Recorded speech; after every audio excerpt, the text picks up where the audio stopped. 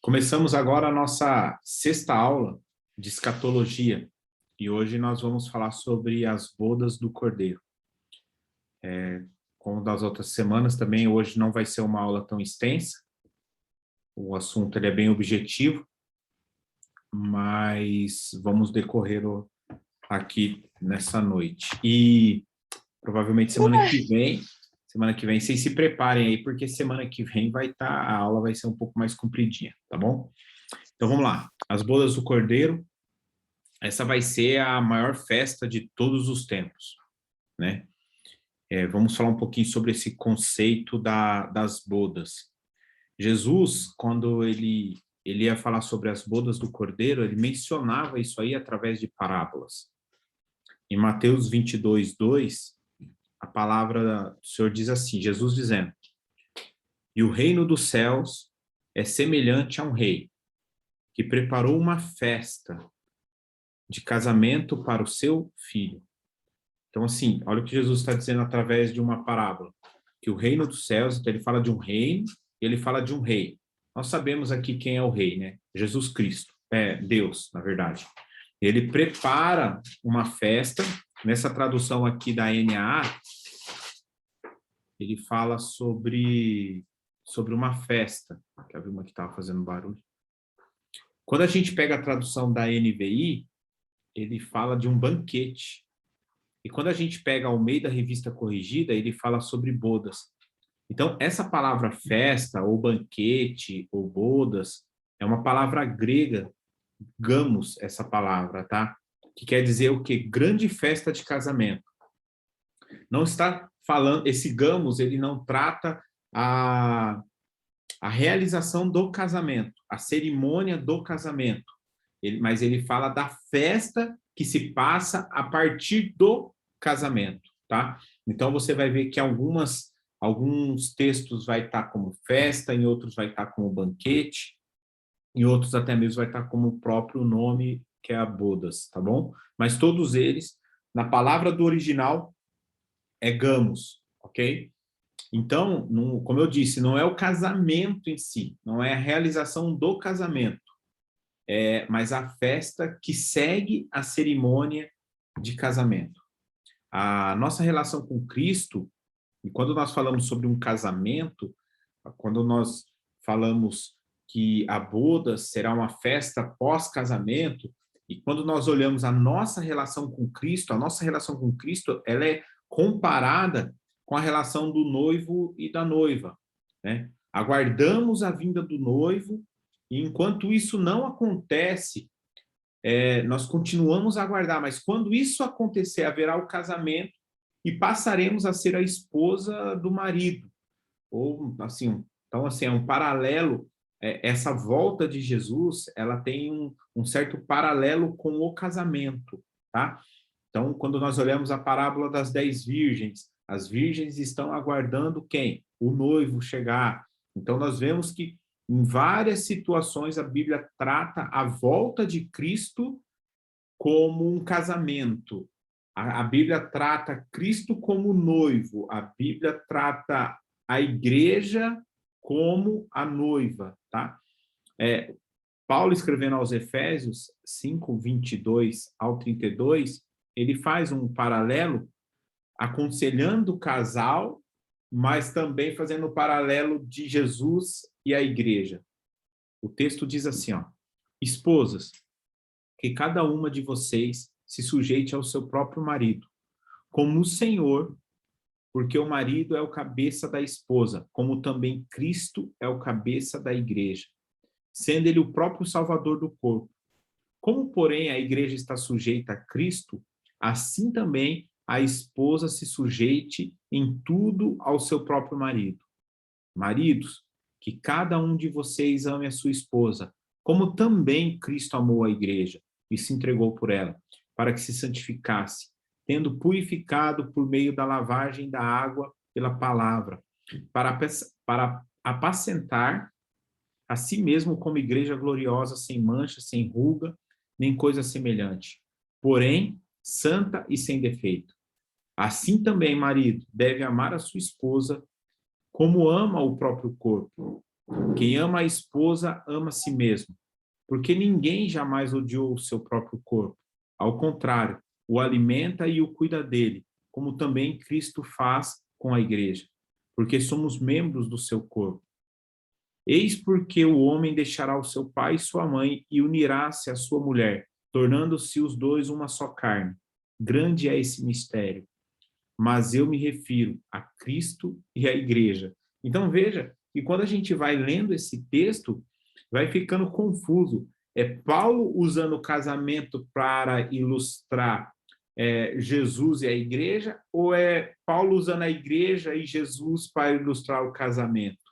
Então, fica até muito confuso e misturado nesse texto de Paulo. Por quê? Porque realmente os dois assuntos, eles têm uma sinergia, eles têm algo que um completa o outro. É um paralelo muito forte. E Paulo encerra essa parte dizendo: grande é este mistério. Irmãos, por 3 vezes Paulo faz essa menção de grande é este mistério. E toda vez que Paulo fala do mistério, percebemos que ele faz uma abordagem que envolve a igreja. Quando ele escreve aos Romanos, quando ele fala escrevendo aos Romanos, que ele cita esse grande, esse mistério, ele fala sobre Israel e a igreja. Na própria carta de Efésios, um pouco antes, ele fala que, como esse mistério que Deus havia escondido desde os séculos, a igreja dos gentios. Quando ele está falando que a igreja dos gentios foi escondida em Deus, tal, ele fala: grande é esse mistério. Então, sempre que Paulo está tratando e tem esse termo de grande é esse mistério, é uma menção que Paulo faz abordando e envolvendo a igreja. Então, como eu disse, o maior evento do calendário de Deus é um casamento. Então, se tem algo que está lá no calendário de Deus, que ele não vai perder por nada, é um casamento que se aproxima. É o retorno do Senhor Jesus para encontrar a sua noiva. Né? Tem um texto em Apocalipse 19, o verso 7 e o verso 8, que diz assim, ó: regozijemo-nos e alegremo-nos e demos-lhe glória, porque vindas são as bodas do Cordeiro, e já sua esposa se aprontou. E lhe foi dado que se vestisse de linho fino, puro, resplandecente, porque o linho fino são a justiça dos santos. Então, assim, olha o que João escreve em Apocalipse, falando que temos que nos regozijar, que temos que nos alegrar, temos que dar glória, porque está vindo as bodas do Cordeiro. Esse casamento ele vai acontecer, essa festa ela vai existir. E aí ele fala sobre a esposa, que ela se aprontou, que ela se vestiu de um linho fino, puro, resplandecente, e fala sobre justiça dos santos. E aqui eu quero abrir um parênteses aqui. Estamos diante de uma geração que vivemos e se torna cada vez mais difícil de entender a questão da santidade com relação à noiva. Devido ao contexto cultural da atualidade, vai se deturpando a noiva santa. Né? Então, antigamente, quando a gente falava de uma noiva, que ela tinha que estar... Quer ver o que João escreve aqui, que fala que as bodas do Cordeiro, e a noiva já se aprontou, e ela se vestiu de linho fino, de puro resplandecente, de justiça dos santos. Então, fala sobre justiça, fala sobre santidade. Mas hoje é tão deturpado essa questão da noiva que a igreja em si, ela acha que Jesus vai vir, está tudo certo e pronto, eu não preciso me preparar. Por quê? Porque nem para um próprio casamento do dia a dia, podemos dizer, as pessoas se preparam mais. Não existe mais isso das pessoas se prepararem. Irmãos, estatística, mas se você pegar lá dentro da igreja, eu não vou nem falar daquelas pessoas que não nasceram num berço evangélico, as pessoas que chegaram depois, essas não contam, porque não tem nem como exigir isso delas, para alguns casos. Mas vamos falar de pessoas que nasceram dentro da igreja. São mais de 70%, 80% dos jovens que nasceram dentro da igreja, eles se casam sem ser virgens, irmão. Eles aceitam um modelo mundano para o seu relacionamento, né? Pode, porque, irmãos, eu já cheguei a ver igrejas e pastores dizendo assim, olha, cara, você poder não pode, mas se aconteceu, então que seja melhor que aconteça com uma pessoa que você tenha certeza que você vai casar. Cara, isso é um absurdo, entendeu? Então, diante dessa geração, como eu disse, diante dessa geração, está cada vez mais difícil de entender essa questão de santidade em relação à noiva. Infelizmente, essa ilustração de Deus, ela tem perdido a força. A Bíblia fala de uma esposa que se preparou e se guardou para este momento. Só que hoje nós vemos que os jovens, eles não se guardam, eles não se preparam para este momento. Entende? Então, assim, isso vai se deturpando, isso vai entrando. Se Deus traz um paralelo que a noiva ela precisa ser imaculada para casar com o noivo, e Deus fala, cara, como que eu vou explicar para esses caras a volta de Jesus? Como que eu vou explicar para esses caras como que eles têm que se preparar? Aí Deus falou, já sei, tem que ser como a noiva. Era um bom exemplo, mas hoje já não é mais, né? Hoje, se a gente for falar, não, a igreja tem que ser como uma noiva, mas qual noiva? A noiva da atualidade? Porque a noiva da atualidade, na grande maioria, né? Não vamos generalizar, mas a grande maioria se perdeu, ela não se prepara mais para o seu noivo. Então, a palavra de Deus nos ensina a guardar a pureza antes e, lógico, e após o casamento também. Mas antes, nós precisamos guardar a pureza. Eu vejo muitas pessoas que querem dar certo no seu casamento, que querem trazer uma santidade e até mesmo as bênçãos de Deus, só que no seu namoro não teve santidade, no seu namoro levou o namoro de qualquer jeito. Então, não é coerente. Eu falo, Senhor, me abençoa. E Deus vai falar, mas o que você plantou no seu namoro? Ah, eu levei meu namoro de qualquer jeito. E como que Deus vai abençoar? Então, hoje está se deturpando essa imagem da noiva justamente pelo contexto a qual nós estamos vivendo. Então, precisamos entender que Deus estabeleceu um princípio, e sobre esse princípio, Deus traz o exemplo do maior evento que irá acontecer. Então, o casamento, hoje, uma jovem se guardar, um jovem se guardar para o seu casamento, isso é um princípio bíblico de Deus. Deus faz a conotação da volta de Cristo, que é o maior evento, a essa questão da pessoa se guardar. Então, é muito importante, não sei, eu não fico olhando a minha tela aqui, eu não sei quantos jovens estão nos assistindo, quantos ainda têm essa oportunidade de se guardar, essa oportunidade de não errar antes do casamento, ok? De não pular nenhum tipo de etapa, porque é isso que o Senhor nos espera de nós. E como nós estamos falando de casamento e até mesmo de um contexto cultural, vamos falar um pouquinho sobre esse casamento na cultura oriental. E esse casamento nessa cultura oriental, ele passa por 3 etapas distintas. Primeira etapa, o noivado. Diferente da cultura ocidental, a cultura oriental não existe essa questão de namoro, né? Nessas culturas não existem. Eles já partem direto para o noivado, tá? Então, primeira parte, primeira etapa deste casamento já é o noivado. Por quê? Porque o noivado não tem essa de num noivado separado, num noivado, não, ali já é um preparatório para o casamento, ali já está, bem dizer, acontecendo o casamento, entendeu? Então, esse período de noivado só é um período onde tem um conhecimento familiar entre pessoas e, podemos dizer assim, é um período para que se tem um tempo hábil para se preparar para o casamento. Mateus 1,18 diz que o nascimento de Jesus Cristo foi assim. Maria, a sua mãe, estava comprometida para casar com José. Mas antes de se unirem, ela se achou grávida pelo Espírito Santo. Então, assim, esse noivado fala de uma palavra de compromisso. Então, o casamento ele vai acontecer. Hoje, nós estamos vivendo um noivado com Cristo. Então, assim, diz que Maria estava comprometida, havia um compromisso de Maria com José. E aqui há uma ressalva, né? Estava comprometida para casar com José, mas antes de se unirem, ou coabitarem, ou de fazerem sexo.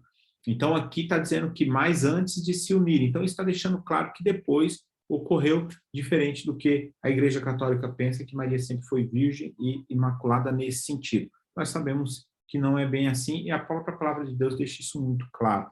tá? Existem muitos outros textos que defendem e dão embasamento bíblico para isso. Mas você vê que nesse período de casamento, do noivado, Maria ela é comprometida com o seu noivo, que no caso é José. Então, nós estamos passando por um período de noivado. Então, é um período de compromisso. No noivo, se eu estou noivo com alguém, eu não posso ficar com outra pessoa. Se eu estou noivo, eu não posso me corromper com outra pessoa, né? Aí, depois do noivado, vem o casamento.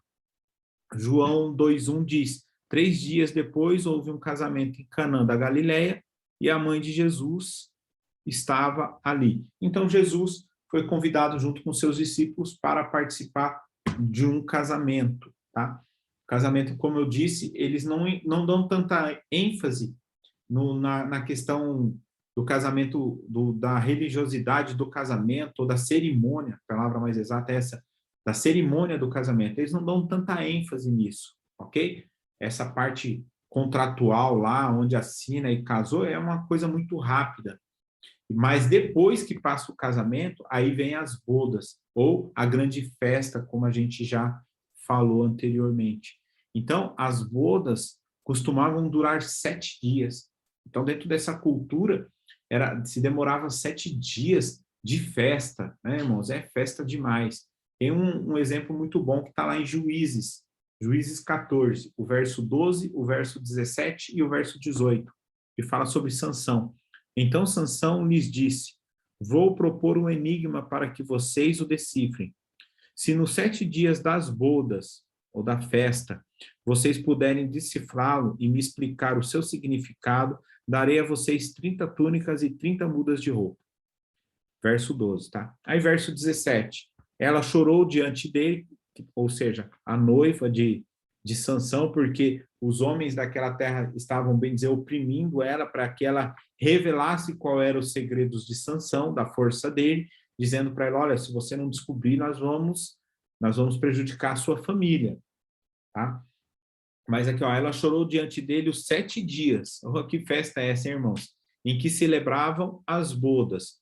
No 7º dia, Sansão disse a resposta, porque ela não parava de importunar. Então ela declarou o enigma aos homens do seu povo. Assim, no 7º dia, verso 18, antes de pôr o sol, os homens daquela cidade disseram a Sansão que a coisa mais doce que o mel e mais forte que o leão, e Sansão respondeu: se vocês não tivessem lavrado com minha noiva, nunca teriam descoberto o meu enigma. Então Sansão faz um enigma, faz uma aposta, né? Na verdade aqui não é nem a questão deles quererem saber a força de Sansão, corrigindo, eles querem saber a resposta do enigma para que eles possam ganhar essa aposta e ganhar as túnicas, as mudas de roupa de Sansão. E eles acabam afligindo. Mas o mais importante aqui não é o que aconteceu, o mais importante é nós notarmos que foram 7 dias de festa. Então, há uma cronologia, e a gente já falou disso em aulas passadas, com o arrebatamento acontecendo antes da última semana das 70. Lembra que a gente estudou sobre as 70 semanas de Daniel? A gente também entendeu que na verdade já se viveram as 69 semanas, o cronômetro parou, e a última semana volta quando a igreja for arrebatada, ou quando a igreja dos gentios saírem de cena e Israel volta a tomar o seu lugar, aí continua para se decifrar essa última semana, ou seja, esses últimos 7 dias, que no caso serão 7 anos, que ali dias são referentes a anos. Então há uma cronologia com arrebatamento acontecendo antes da última semana das 70, tá? Com o retorno de Cristo que virá buscar os seus. Então nós também aprendemos que quando Cristo voltar, vai ter um primeiro nível de arrebatamento, que ele vem buscar o quê? A igreja, ok? E depois ele volta, que diz aí é o segundo nível, assim podemos dizer, ele volta para buscar o restante, aquele resquício lá de colheita. Então nós vemos um paralelo, que aí o que acontece? Jesus vem, busca a igreja, vai tirar a igreja da tribulação, vão se acontecer 7 anos, ou seja, 7 dias, para Deus são 7 anos, então vai acontecer os 7 anos aqui, tá? E aí, quanto tempo vai durar essas bodas com Jesus? Os 7 anos. Então, irmãos, quando Jesus vir buscar a igreja, e a igreja subir com ele, Enquanto aqui na Terra o povo estiver passando pela tribulação, nós, a igreja, nós estaremos participando das bodas junto com Cristo, que são os 7 dias, que no caso serão os 7 anos, que é a última semana, porque no livro de Daniel diz que cada dia era equivalente a um ano nessas 70 semanas. Então, existe uma última semana a se cumprir, e essa última semana nós estaremos com Cristo nas bodas, ok? Então, há um banquete prometido para nós. Haverá uma ceia, e Cristo vai nos servir. Ok? Então, quando a gente vê lá Lucas 12, verso 35 ao 37, diz: estejam cingidos os vossos lombos e acesas as vossas candeias, e sede vós semelhantes aos homens que esperam o seu Senhor, quando houver de voltar das bodas, para que, quando vier e bater logo, possam abrir-lhe. Bem-aventurado aqueles servos a quais o Senhor vier achar vigiando. Em seguida vos digo que cingirá, os fará sentar à mesa e chegando os servirá. Então está falando aqui das bodas de um chefe que vai, mas quando ele volta para buscar as suas noivas, pessoas que estarão, os servos que estarão vigilantes, e a palavra fala muito sobre uma vigilância na volta de Cristo. E quando ele voltar, ele nos fará sentar à mesa e chegando na mesa, Jesus vai nos servir. É um privilégio estar com o Senhor nas bodas do Cordeiro. É um privilégio para nós. E também é uma honra para nós. Por quê? Porque a palavra diz que Jesus irá nos servir. Eu não sei como isso vai ser, irmãos. Eu confesso que eu tenho uma expectativa grande de viver isso, mas eu não sei como vai ser. Mas a palavra diz que ele nos fará sentar à mesa e ele vai nos servir. Então, volto a dizer para vocês, é um privilégio estar com o Senhor e principalmente uma honra ser servido por ele. Lucas 22, 27 e 30, Jesus disse aos discípulos que eles comeriam com ele na mesa no reino de Deus, né? Então, o texto diz assim, ó: pois qual é maior, aquele que está à mesa ou aquele que serve? Não é verdade que aquele que está à mesa? Pois, no meio de vocês, eu sou quem serve. Vocês são o que tem permanecido comigo nas minhas tentações. Eu confio a vocês um reino, assim como meu Pai confiou a mim, para que comam e bebam na minha mesa no meu reino. E vocês se assentarão em tronos para julgar as 12 tribos de Israel. Então, Jesus está falando aqui sobre comida e sobre bebida. Então, talvez você pode me perguntar assim, será que haverá comida no céu? Vemos que a Bíblia, ela fala do fruto da árvore da vida, que vai dando de mês em mês, e nos faz entender que nós iremos comer deste fruto, ok? Então, a Bíblia fala do fruto da árvore da vida, que de mês em mês vai dar e a gente vai comer. Mas veja, Paulo também fala sobre o Senhor destruir os alimentos e o estômago. Paulo fala que o Senhor vai destruir tanto os alimentos quanto nossos estômagos, né? O texto está lá em 1 Coríntios 6, 13. Vamos ler esse texto, só para vocês verem. Não está na apostila, mas está lá em... Só para a gente abrir aqui um parênteses. Os manjares são para o ventre, e o ventre para os manjares. Deus, porém, aniquilará tanto um contra o outro. Então, veja, Paulo está falando assim que o nosso ventre foi feito para a comida e a comida foi feita para o ventre. Mas o Senhor vai aniquilar tanto um quanto o outro. E ele continua, mas o corpo não é para a prostituição, senão para o Senhor, e o Senhor para o corpo. Então, quando o nosso corpo for glorificado, o Senhor vai destruir. Então, assim, o que eu posso dizer, irmãos, é que... então a pergunta é, haverá comida no céu? O pessoal está preocupado para saber se vai ter comida no céu, né? Creio eu que haverá sim, mas não numa forma de uma necessidade de alimento para sobrevivência. Hoje, se você não comer, você morre. No céu não vai ter isso. Eu creio que será mais uma questão de deleite, de festa, de participarmos dessas bodas do Cordeiro, tá? Nós lembramos daquela passagem onde Jesus, já com o corpo transformado, ele chega diante dos discípulos e pergunta, o que tens para comer? E os caras falam, tem pão e tem peixe. E o que Jesus fala? Passa para cá, e Jesus acaba comendo, né? Então, haverá sim comida no céu, mas não nesse sentido. Então, essas bodas do Cordeiro, irmãos, será muita comida, graças a Deus. Aí a gente vai comer e vai beber bastante.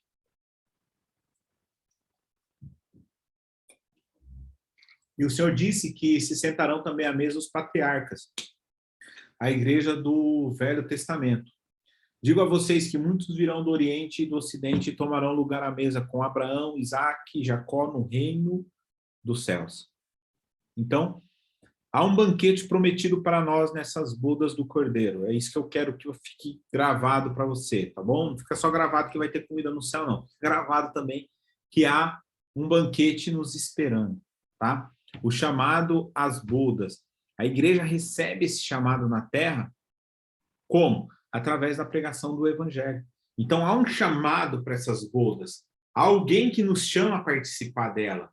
Né? Aí Jesus conta aquela parábola, que está aqui em Mateus 22. De novo, Jesus lhe falou por parábolas, dizendo: o reino dos céus é semelhante a um rei que preparou uma festa de casamento para o seu filho. Olha aí, a gente já leu esse texto, mas vamos dar sequência nele.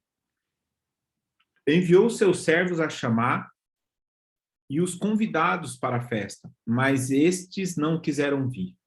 Enviou ainda outros servos, dizendo: diga aos convidados, eis que preparei um banquete, e os meus bois, os meus animais da engorda já foram abatidos, e tudo está pronto. Venham para a festa. Mas os convidados não se importaram e se foram, um para o seu campo, outro para o seu negócio.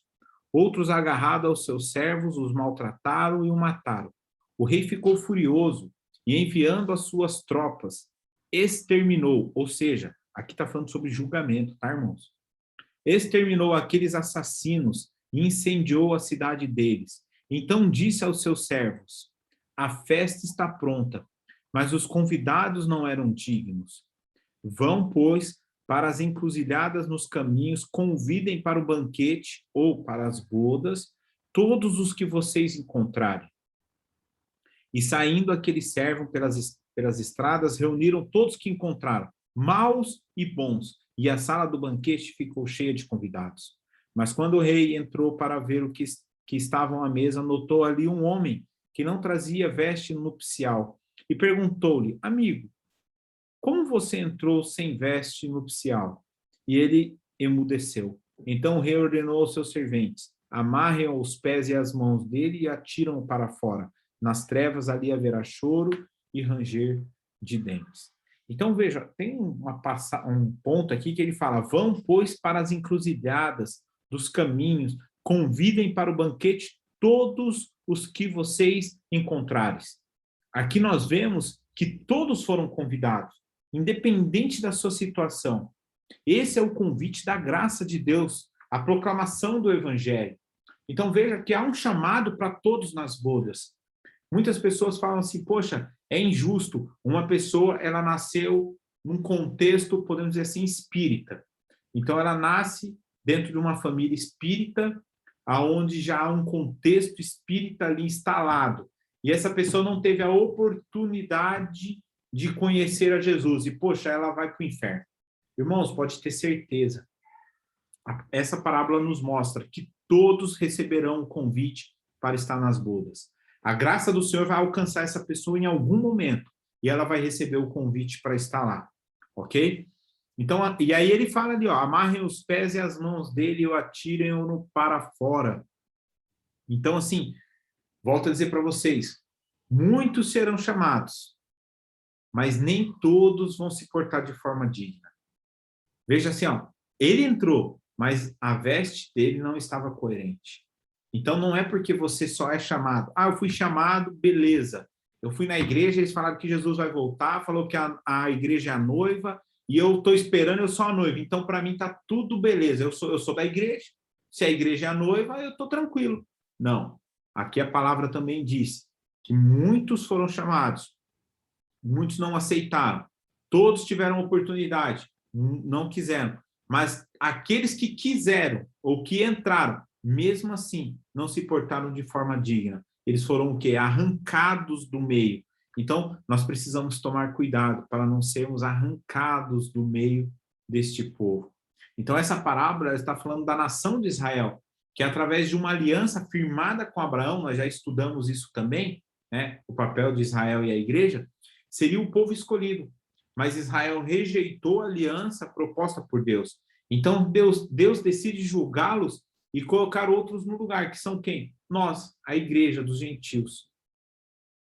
Então, mencionando que a chamada das bodas acontece na terra com pregação do evangelho. Já no Apocalipse, temos uma outra convocação. Então, nós vimos aqui que há um chamado para as bodas, que acontece em toda a terra.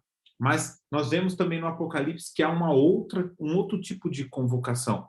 A convocação do Apocalipse deve referir-se aos mártires da grande tribulação. Então, lembra que eu disse para vocês também? Irmãos, fique tranquilo, tá? A gente vai ter uma aula ainda onde a gente vai pegar tudo isso que a gente falou e a gente vai colocar numa sequência de como os fatos irão acontecer. Nós vamos organizar esse quebra-cabeça, tá bom?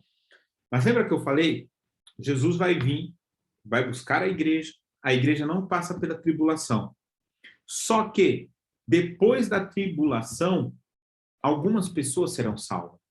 Quem lembra o que eu disse sobre os requisitos da colheita, os rabiscos, né, que são chamados, a Bíblia chama de rabiscos da colheita, que são aquelas pessoas que serão salvas na grande tribulação. Então, a gente também já aprendeu que não existe essa questão do Espírito Santo na grande tribulação ser tirado da terra.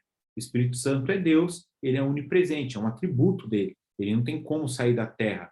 O que nós podemos dizer é a ação do Espírito, ela não vai ser tão efetiva no sentido que está sendo hoje. É como se o Espírito Santo ele se calasse e falava, agora vamos ver o que vai acontecer. Mas ainda haverá pessoas que irão, durante essa tribulação, se arrepender e ter a oportunidade de ainda participar dessas bodas. Então, haverá o primeiro chamado, que são o chamado da igreja. Jesus vem, nos busca, nos tira da tribulação. Período da última semana, Israel retoma o poder, ou o papel deles, assim melhor dizendo. Enquanto Israel está cumprindo, ou terminando de cumprir o papel dele aqui na terra, nós estamos aonde? No céu. Por quê? Porque nós já cumprimos o nosso papel. E a Bíblia deixa clara que nós, a igreja, não vamos falhar. Ok? Então, você tem que estar no meio dessa galera que não vai falhar. Você precisa estar junto com eles. Porque depois haverá uma convocação. Sim, lógico que haverá. Mas vai ser muito mais difícil. Então, como eu disse, o primeiro chamado na terra vem com a pregação do evangelho e a graça de Deus, vem com a pregação do evangelho e a graça de Deus. Mas depois haverá uma convocação que lá em Apocalipse está dizendo que se refere aos mártires da grande tribulação. Então, está lá, Apocalipse 19:9. Então o anjo me disse, escreva, bem-aventurado aqueles que são chamados.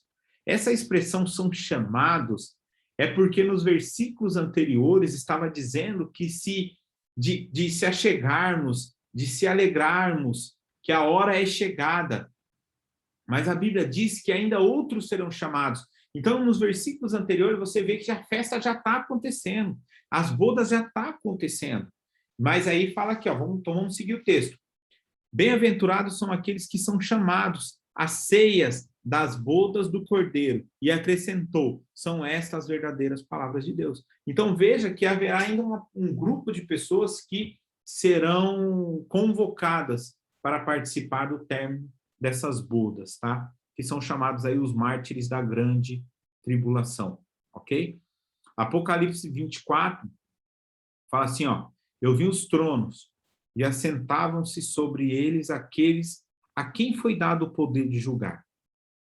Então, já há pessoas lá, ok? E vi as almas daqueles que foram degolados pelo testemunho de Jesus e pela palavra de Deus, e que não adoraram a besta. Quer dizer, aonde há a ação da besta? Na tribulação. Então, veja, já há pessoas no trono julgando aqueles que vão ser salvos depois, ok?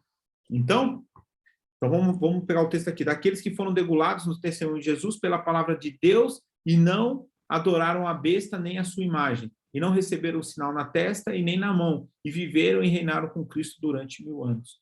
Então, o chamado das bodas acontece ainda hoje. Então, ainda há o chamado das bodas, que é aquele primeiro chamado, né? O chamado pela pregação do evangelho, pela graça de Deus. Não adianta dizer sim no começo. Ah, não, beleza, estamos juntos, vamos embora para essas bodas aí. Só que para você continuar, você precisa viver isso até o final. Lembra da noiva que se guarda até o casamento, se referindo à santidade? Então, o que Deus espera de nós é que nós o aguardemos a volta dele com santidade, ok? Então, assim, não é só falar, não, beleza, tô dentro. O que aconteceu com aquele cara que ele entrou para as bodas, mas ele não estava com as roupas adequadas para participar das bodas do Cordeiro? Filipenses 1:27 é um texto muito bom. Diz assim, ó, somente deveis portar-vos dignamente conforme o evangelho de Cristo, para que, quer vá e vós veja, quer esteja ausente, ousa acerca de vós, que estáis no mesmo espírito, combatendo juntamente com o mesmo ânimo pela fé do evangelho. Ou seja, Paulo está dizendo para vivermos de forma digna a vocação que nós fomos chamados. Está dizendo que aquilo a qual Deus te chamou exige de você um comportamento, exige de você um comprometimento. Então, se eu sou a noiva e eu aguardo o meu noivo, eu tenho que me manter imaculado. Eu tenho que me manter limpo, eu tenho que manter as minhas vestes limpas, eu preciso manter a minha candeia acesa, eu preciso manter o meu azeite, eu tenho que ser prudente, eu não posso ser a tola. Então, não se trata de uma santidade de merecer salvação, entenda isso. Se trata de uma santidade de honrar o convite que te foi feito. Então, tem muita gente querendo viver uma santidade para merecer a salvação. Ah, então eu vou fazer o seguinte, eu vou jejuar, eu não vou olhar para o lado, eu não vou escutar música disso, eu não vou assistir tal série. Tudo bem, você está querendo a sua salvação, você está tratando a sua santidade por merecer. Você fala assim, olha, eu conquistei a minha salvação. Irmãos, ninguém conquista a salvação. Ela nos é dada por graça. Nós temos que viver, então vou viver minha vida de qualquer jeito? Não, eu preciso viver minha santidade na forma de eu honrar esse convite que me foi feito a um casamento. E muito mais, eu não sou apenas um convidado, eu sou a noiva, entende? Então, é muito importante esse texto. Lá em Filipenses, Paulo está tratando isso nessa questão de vocês precisam viver de forma muito digna aquilo que vocês foram chamados para viver, ok? Tito 2, o verso 11 e 12 diz assim, ó, porque a graça de Deus há de ser manifestado, trazendo salvação a todos os homens, ensinando-nos que, renunciando à impiedade e às concupiscências mundanas, vivemos nesse presente século sóbria, justa e piamente. Ou seja, o chamado não vem apenas através do evangelho que nos foi pregado, mas também através do entendimento que há uma correspondência a esse chamado. Há uma etiqueta. Eu tenho que estar com as minhas... Eu tenho que saber o que eu fui chamado. Se eu te chamo para um casamento, irmão, você vai chegar lá no casamento de bermuda e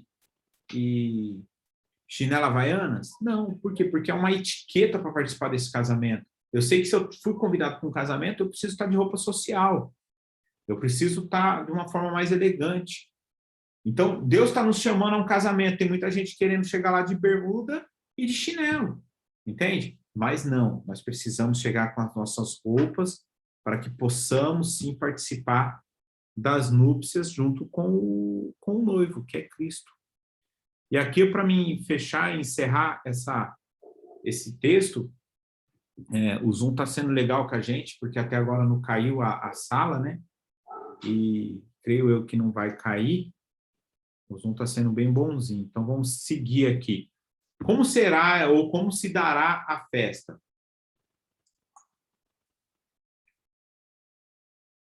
Primeira coisa que eu quero frisar com vocês, esse é o último tópico que a gente vai tratar hoje, tá? Então, como se dará essa festa, ou como se dará a festa? Primeira coisa que eu quero tratar com vocês é que o céu é um ambiente festivo. Lucas 15, o verso 7 e o verso 10 diz assim, ó, digo a vocês que assim haverá mais alegria no céu por um pecador que se arrepende do que por 99 justos que não necessitam de arrependimento. Eu afirmo a vocês que a mesma alegria existe diante dos anjos de Deus para um pecador que se arrepende. Então, o céu, irmão, a festa no céu. Existe uma comemoração, existe uma festa a cada pecador, a cada pessoa que fala, eu aceito a Jesus, eu aceito ser essa noiva. Agora, volto a dizer, aceitar ser a noiva, todo mundo pode aceitar. Agora, se manter como noiva para participar dessas bodas, aí é outros 500. Então, esse texto que nós lemos de Lucas 15 é o texto tão conhecido lá do filho pródigo, né, das parábolas lá que procede as 3 parábolas, né? A ovelha, a dracma e o filho pródigo. Então, assim, Jesus está falando, cara, vai ter festa no céu. Há uma festa preparada. Há uma festa quando aceita Jesus? Sim. Ó, legal, bacana. Mas a grande festa é o casamento. É aquilo que eu falei. É o que Deus... É o maior evento do calendário de Deus que tem para acontecer agora, irmãos. É o casamento. Então, fala lá de um casamento de um rei que prepara as bodas para o seu filho, entendeu? Apocalipse 12, 12. Por isso, alegrem-se. Em outras traduções, fala sobre festejai, ok? Por isso, alegrem-se os céus e vocês que nele habitam. Olha o que está falando. Por isso, alegrem-se os céus e vocês que neles habitam. Então, o João está falando aqui, cara, está tendo uma festa no céu. Aí ele continua dizendo, ai da terra e do mar, pois o diabo desceu até vocês cheio de fúria, sabendo que em pouco tempo lhe resta. Então aqui ele está tratando o quê? Enquanto há uma festa no céu, Satanás está fazendo o que dá para ele fazer aqui, porque ele sabe que não tem muito tempo para ele. Mas eu não quero frisar isso aqui, Satanás, eu quero frisar que há uma festa no céu. E parte dessa festa se dará pela adoração. Apocalipse 5, 9. Apesar esse capítulo de Apocalipse fala muito sobre isso, sobre adoração. Mas no verso 9 diz assim, ó, e cantavam um cântico novo dizendo, dignos é de pegar o livro e de quebrar os selos, porque foste morto e com teu sangue comprastes para Deus o que procedem de toda tribo, língua, povo e nação. E cantavam um cântico novo dizendo. Então, essa festa que há no céu, parte dela é adoração. Então, não é só comida não, viu, irmão? Então, as bodas também é muita adoração. Lembra que eu já disse isso várias vezes no culto de ceia, e domingo temos culto de ceia, provavelmente eu vou dizer isso de novo. Enquanto nós fazemos aquilo que Cristo mandou, que é trazermos à memória, enquanto nós estivermos na terra, o que nós precisamos fazer? Trazer à memória o sacrifício de Cristo. Mas quando nós estivermos no céu, nós iremos cantar sobre esse sacrifício. Porque o cântico diz do que é a letra do cântico, né? Que fala do cordeiro que foi morto e comprou a gente através do seu sacrifício. Também há uma semelhança entre a ceia terrena e esta reservada nos céus. É algo muito semelhante. Mateus 26, 29. E digo a vocês que, desta hora em diante, nunca mais beberei deste fruto da videira, até que aquele dia em que beberei com vocês o vinho novo no reino de meu Pai. Então, como eu disse, hoje nós ceamos em memória de Cristo, mas no céu nós iremos cear com Cristo. Então é isso que nos aguarda, as bodas do Cordeiro. Ela vai se dar em 2 chamados. O primeiro chamado para a igreja, aqueles que são realmente entenderam, viverão com Cristo durante 7 dias, que é o que dura as bodas, ou seja, até que se cumpra a última semana de Israel. Haverá tribulação, pessoas serão salvas, ainda poderão participar desse finalzinho aí, podemos dizer assim, dessas bodas, ok? Mas volto a dizer, então, por enquanto, vamos trazendo uma memória nas nossas ceias a respeito de Cristo. E no céu nós não precisaremos mais trazer ele à memória, nós estaremos com ele ceando juntos. Ok, galera? Essa é a nossa 6ª aula, as bodas do Cordeiro. Que Deus abençoe cada um de vocês que aqui estão, já que eu disponibilizo o link e também a apostila. Fechou? Vou encerrar aqui a gravação e depois nós oramos.